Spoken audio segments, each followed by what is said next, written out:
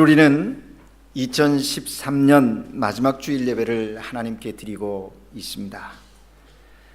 한 해 동안 지나간 시간들을 돌아보면 마치 파노라마처럼 우리들의 머리를 스쳐갑니다. 우리들의 삶의 자리에 때로는 슬픈 일도 있었고 기쁜 일도 있었습니다. 가슴 아파하며 고통받았던 일들이 있었음도 사실입니다. 그러나 한 해를 다 보내면서 고백하는 것은 여기까지 인도하신 것이 하나님의 은혜입니다 하는 그런 고백을 할 수밖에 없지요. 우리 마음속에 이런 감사의 마음, 하나님의 그 은총에 대한 고마운 마음이 찬양으로 드려지는 그런 드림이 있습니다. 그러면서도 한편으로는 아쉬운 마음이 있지요. 조금 더 열심히 살 걸, 그때 왜 내가 그렇게 게을렀지? 조금 더 부지런했으면 더 좋은 결과가 나왔을 텐데 그때 왜 내가 그렇게 성실하지 못했을까 하는 그런 아쉬운 마음도 드는 것이 사실입니다. 뿐만 아니라 그때 왜 내가 용납하지 못하고 미워하며 삶을 살았을까? 하나님이 나를 용서해 주시고 용납한 걸 생각하면 용서하고 용납하지 못할 것도 아닌데 왜 그 순간에는 내 마음이 그렇게 좁았을까 하는 그런 아쉬움도 있는 거예요. 조금 더 사랑하며 가슴을 열고 살 걸, 그때 왜 내가 불평하고 질투하며 남이 잘 되는 것 시기하면서 살았지?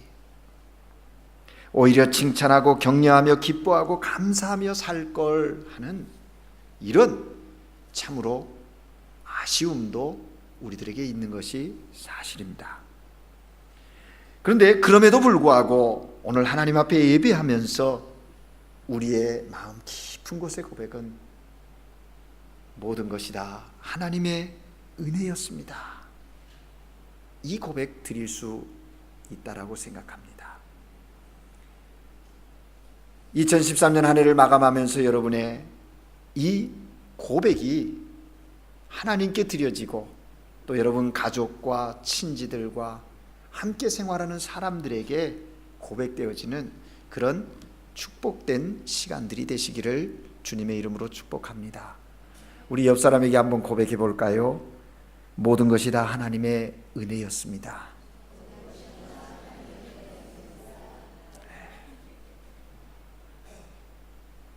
그 고백이 진실한 고백이기를 바랍니다.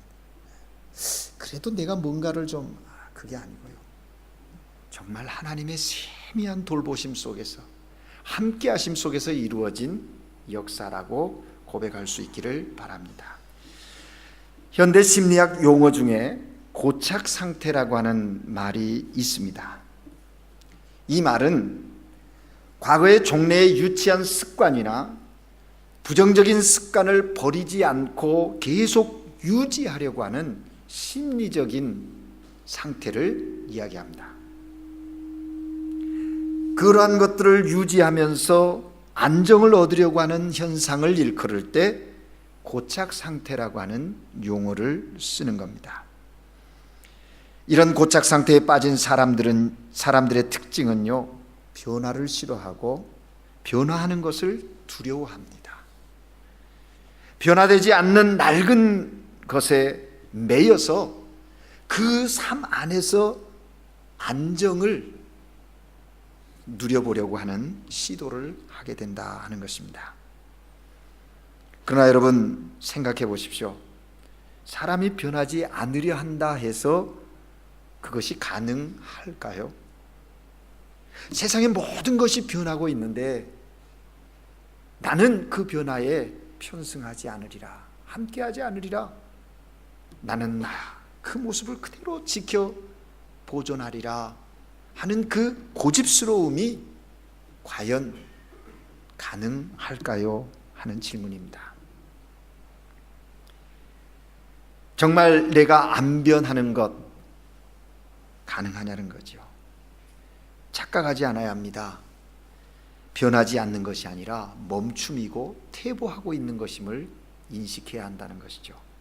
왜냐하면요, 살아있는 것은, 살아있는 생명체는 정지 상태란 없습니다. 만약에 정지하고 멈췄다면 그건 죽은 거예요. 끊임없이 변화되어져 가야 한다 하는 것입니다. 스스로 원하든 원하지 않던 변화의 그 상황 속에 처해 있다면, 이왕이면 퇴보하고 멈추는 그런 부정적인 변화에 서 있을 것이 아니라 생명의 역사를 일으키는 그런 긍정적이고 생산적인 변화 속에 함께 나가는 그런 삶이 되어야 하지 않을까 하는 것. 여러분, 그리스도인의 삶도 마찬가지입니다. 세상 가운데서 끊임없이 예수 그리스도로 말미암아 변화되어져 가는 성숙함이 있어야 한다 하는 겁니다. 세상은요, 우리 그리스도인이 하나님의 영광 위하여 살아가도록 그냥 두지를 않습니다. 그러기에 우리는 그러한 세상 가운데서 하나님의 자녀됨을 지키면서 어떻게 하면 하나님의 그 거룩한 역사에 쓰임받는 하나님의 신실한 사람으로 설 수 있을까? 그 변화에 관심 가져야 돼요. 그래서 성경은 우리에게 말하는 거예요. 악하고 거스리는 세대 속에서 마음을 변화해서 심령을 새롭게 하여 변화하여 하나님의 선하시고 온전하신 뜻이 무엇인지 분별하라, 그렇게 말합니다. 우리의 마음의 변화가 일어나지 않으면 세상 안에서 세상 삶의 방식대로, 삶의 방법대로 살아갈 수밖에 없다는 거죠. 2013년 마지막 주일에 서 있는 우리에게 하나님은 사도 바울을 통해서 변화하기를 요구하고 계십니다. 어떤 변화일까? 오늘 본문을 요약한다고 하면 옛사람을 버리고 새사람으로 변해라. 새사람 되었느냐? 그러면 새사람다운 삶을 통하여 그 새사람의 변화의 모습을 드러내라, 그렇게 말씀하고 계시는 것입니다.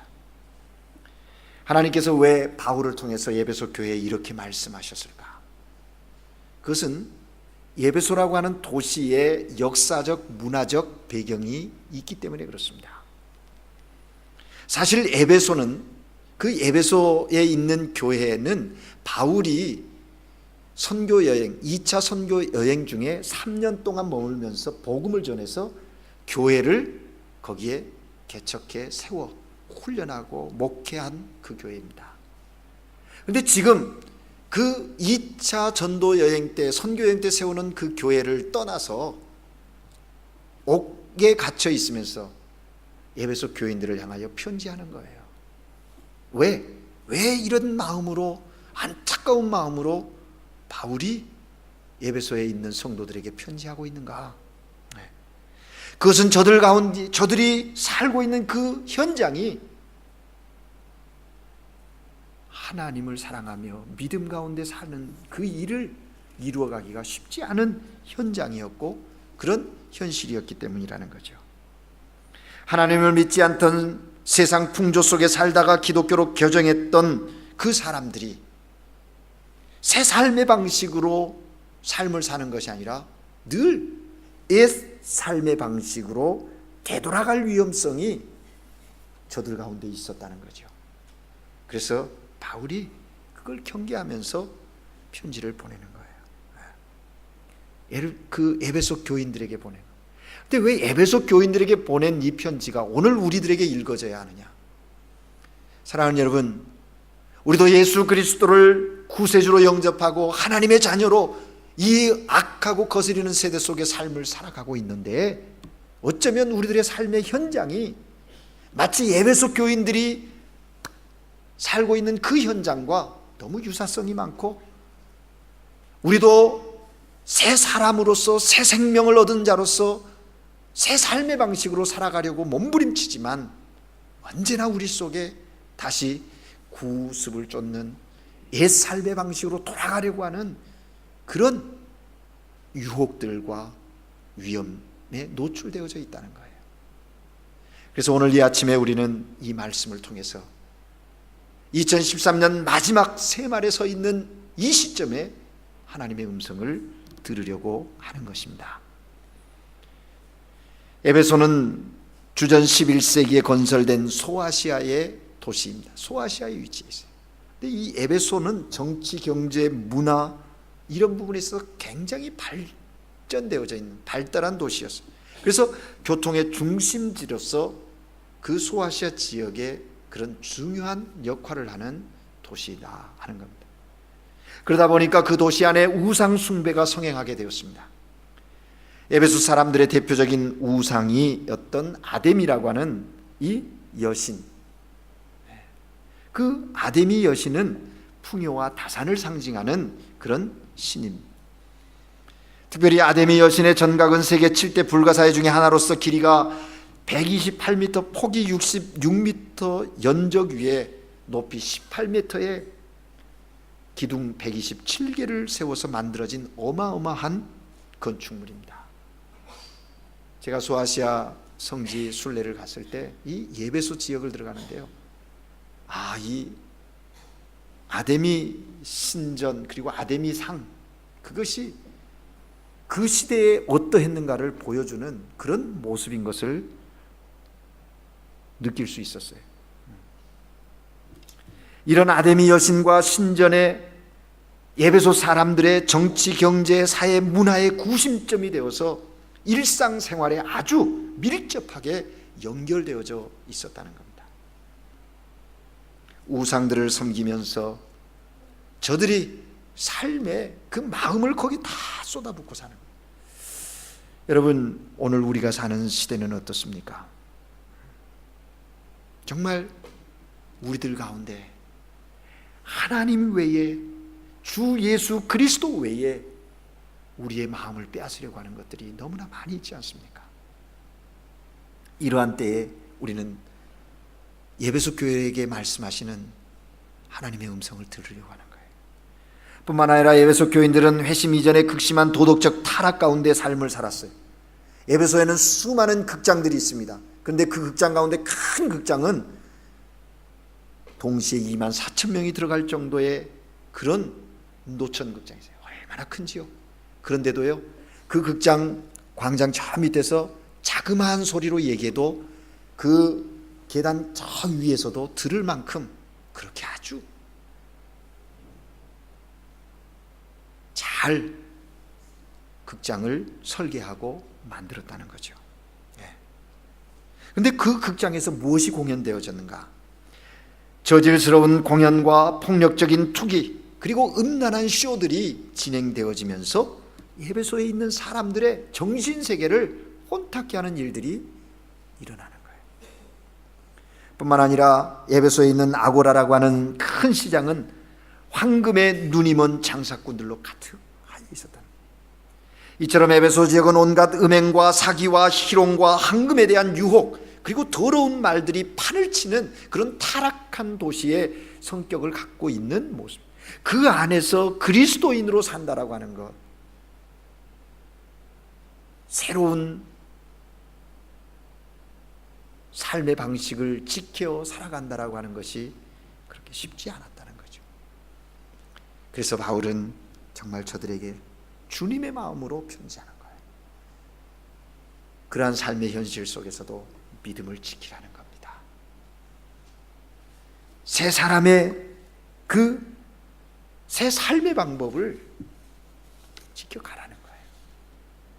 그래서 오늘 본문에서 그렇게 시작하고 있는 거예요. 결국 오늘 본문을 보면 두 가지가 대조되어서 설명되어지고 있는 걸 봅니다.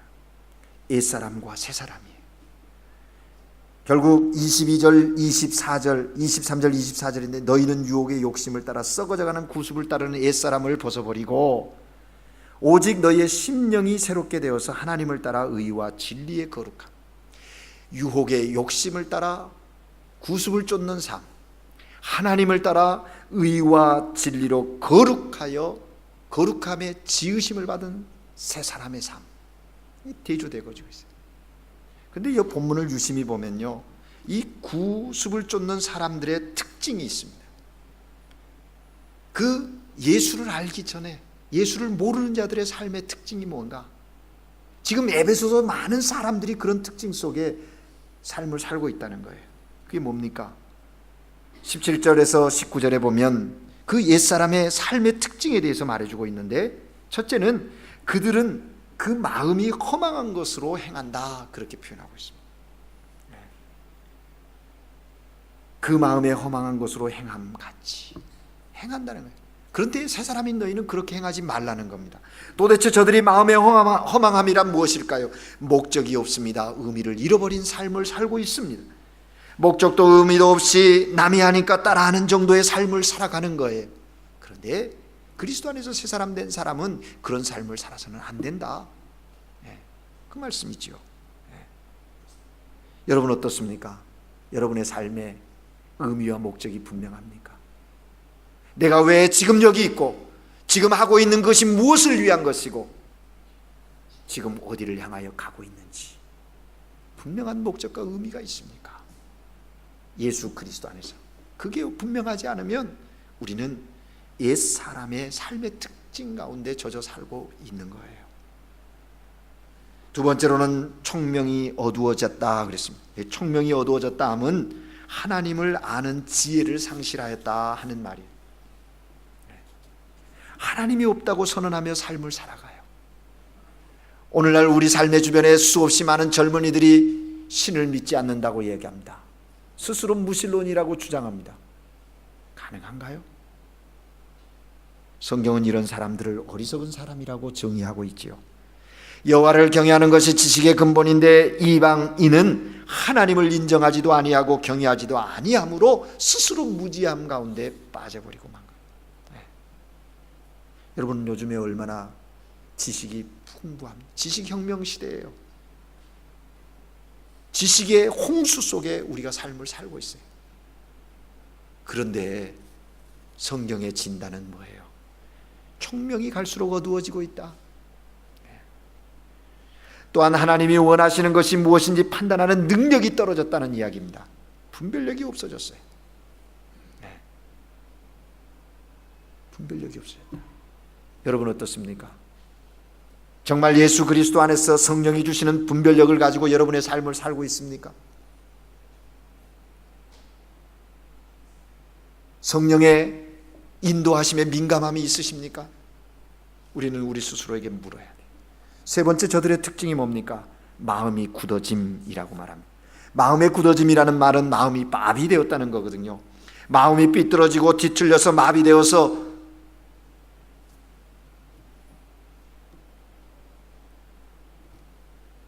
보아야 할 것을, 느껴야 할 것을, 행해야 할 것을 결단하지 못하는 거예요. 행하지 못하는 거예요. 혼탁해졌다는 거예요. 오염됐다는 거예요. 여러분 우리가 건강에 대한 염려가 너무 많지요. 근데요, 우리 몸의 기능 중에 간이라는 거 있잖아요. 간, 몸의 독소를 해소해주고, 그런데 간이 섬유화된다는 얘기 있잖아요. 간에 지방이 끼기 시작하면 간의 기능을 제대로 하지 못하도록 묶는 거예요.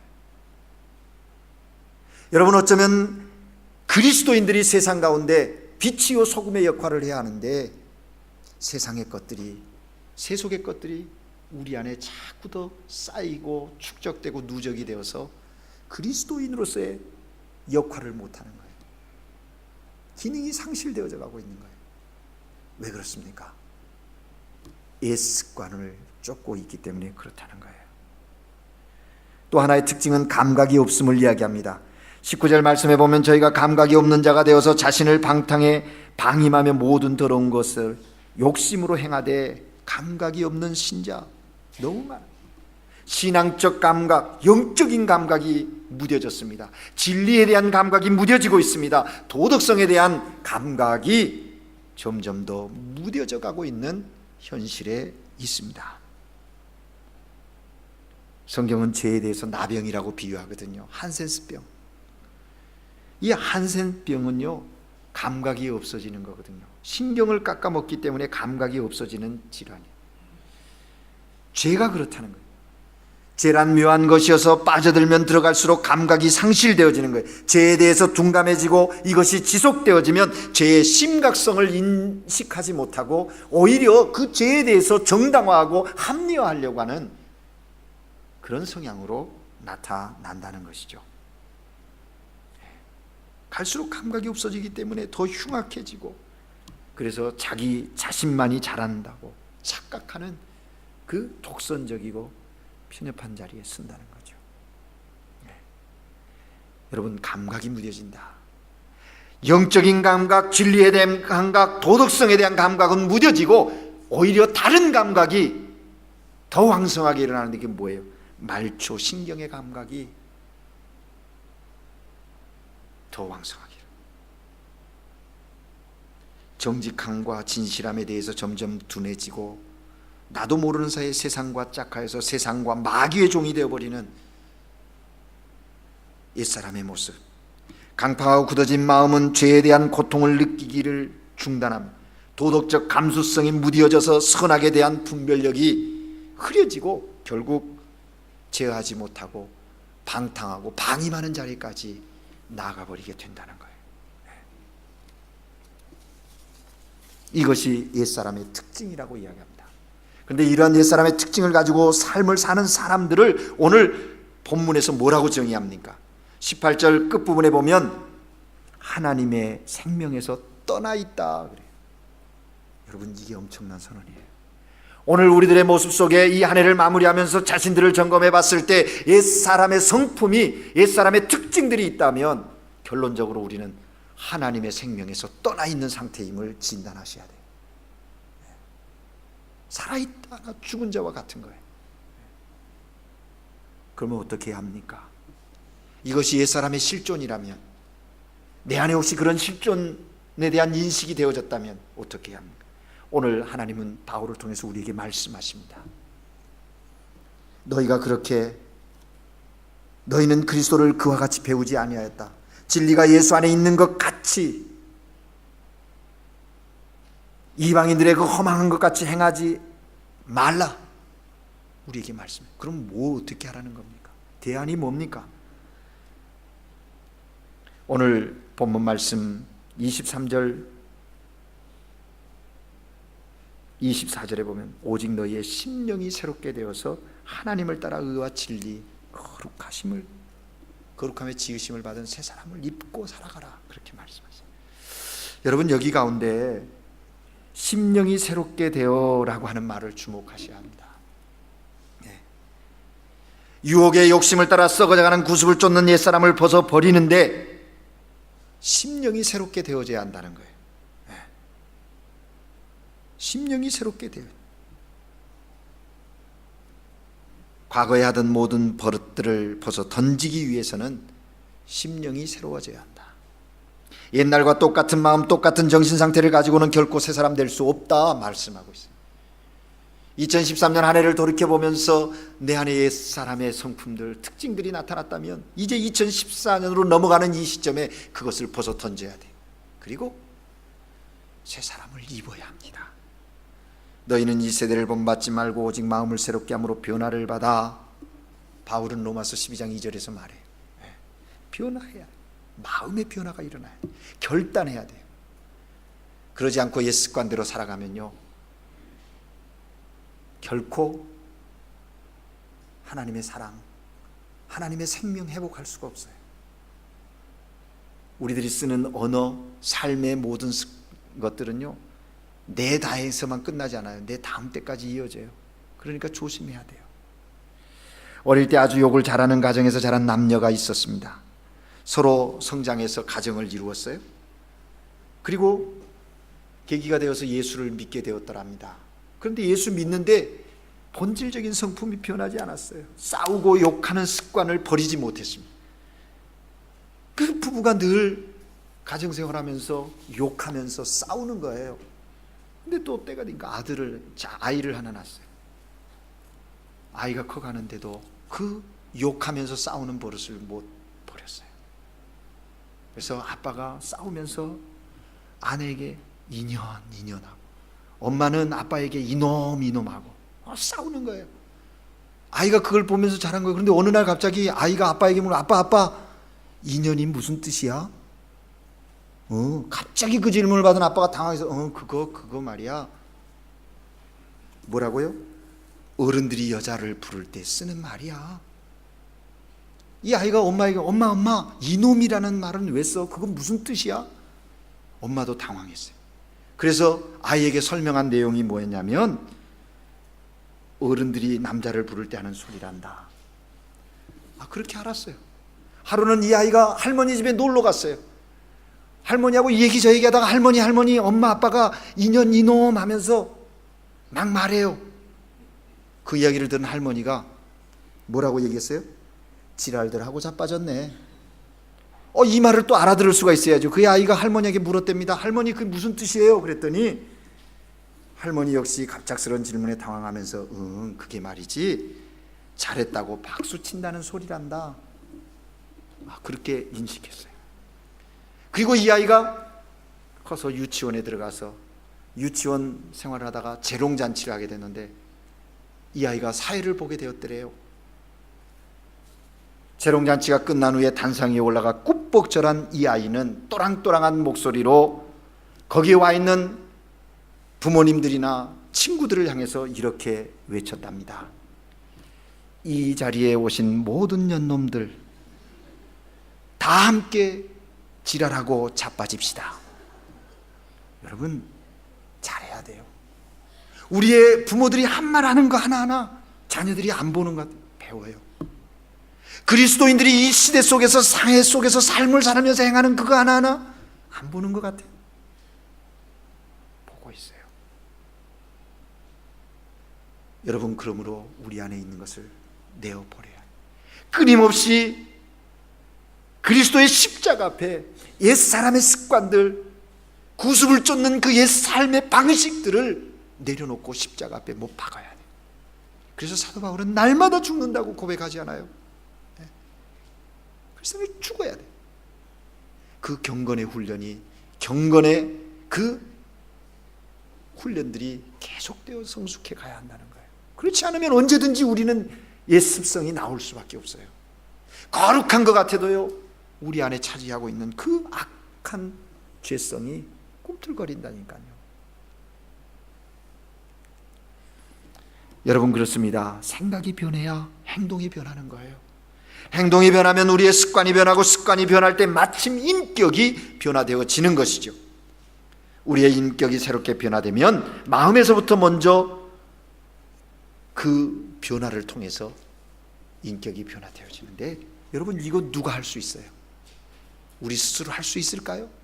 내가 어떻게 수양하면 힘으로 수양을 쌓아서 얻어낼 수 있는 것일까요? 아니죠. 오직 예수님께서 우리 마음속에 들어오심을 통해서, 예수님께서 우리 안에 거하심으로 예수 그리스도의 성품을 닮아 의와 진리의 거룩함으로 우리 스스로를 자꾸 새롭게 해요. 이 성령의 역사거든요. 그래서 우리는 기도해야 하는 거예요. 이 시점에 기도해야 돼요. 하나님, 내 안에 옛 성품이 있습니다. 어떤 성품이에요? 마음이 허망한 데 있습니다. 허망합니다. 목적도 의미도 없이 지금 삶을 살고 있어요. 총명이 어두워지고 있어요. 마음이 굳어가고 있어요. 무감각해요. 하나님, 어떻게 갈아엎어야죠. 성령의 도우심을 구하십시오. 2013년 안에 그렇게 살았다면 이제 이후의 삶은, 이제부터 이후의 삶은 그렇게 살지 않도록 하나님 붙들어 주세요. 은혜 주세요. 능력 주세요. 하고 이렇게 간구해야 할 것 아니겠습니까? 그래서 이번에 새로 맞는 2014년 안에는 정말 다름이 있는, 하나님의 은혜 안에서 다름이 있는 그런 거룩한 역사의 삶을 우리 모두 살아가십니다. 이 열정을 회복하고, 그래서 정말 주님의 그 뜻 안에 섬기는 역사를 이루어 간다면, 여러분을 통해서 여러분의 삶의 자리에 하나님의 나라가 이루어지는 거예요. 이것이 축복된 그리스도인의 삶인 줄 믿습니다. 오늘 사도 바울을 통해서 하나님 우리에게 말씀하심을 기억하고 진리가 예수 안에 있는 것 같이 너희가 참으로 그에게 듣고 또한 그 안에서 가르침을 받은 대로 살아가겠노라고, 행하겠노라고 새롭게 결단하고 새해를 맞이하시는 저와 여러분 되시기를 주님의 이름으로 축복합니다. 기도하겠습니다. 사랑의 하나님 아버지, 은혜를 감사합니다. 예수 그리스도 안에서 새 피조물 되고 새 삶의 방식으로 오늘 이 시대를 살아가야 하는 우리 스스로는 너무나 부족합니다. 성령 하나님 역사하여 주셔서 하나님의 뜻대로 살아갈 수 있도록, 순종하며 살아갈 수 있도록 은혜를 베풀어 주시옵소서. 새 사람의 기쁨이 무엇인지 알기에 이제 새 삶의 그 기쁨을 가지고 성령의 인도하심 따라 이제부터 오직 새 삶의 방식으로 하나님의 나라를 선포하고 하나님의 나라의 그 풍성한 은혜를 누리는 성도의 삶을 살게 하옵소서. 예수 그리스도 이름으로 기도합니다. 아멘.